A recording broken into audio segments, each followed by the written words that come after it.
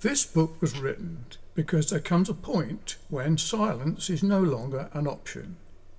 Let Christian men be men exist because I found myself confronted with doctrinal disorder and ecclesiastical confusion that could not be resolved quietly or privately. The account centres on my time at the Bierton strict and particular Baptist Church, a church lawfully established in 1831 and later became a gospel standard cause in 1981. What followed that transition was not clarity but confusion, a growing divergence between confessional standards and church practice. This book records what happened when those tensions were raised, discussed, deferred and ultimately left unresolved. It is not a polemic written from a distance. It is an account written from inside the life of the church by one who had been a member, a preacher and a participant. The issues addressed were not peripheral.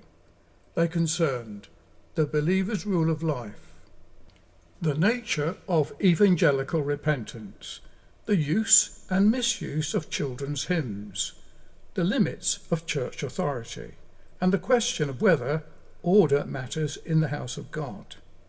These matters were not theoretical. They affected conscience, communion and fellowship. At several points, attempts were made to resolve matters without confrontation. Letters were written, meetings were held, patience was exercised. But when fundamental issues are left indefinitely unresolved, disorder becomes normalised and conscience is slowly pressed into silence. This book includes original correspondence, formal documents and official records, not to embarrass individuals but to establish facts. What is recorded here is not hearsay. It is a documented history.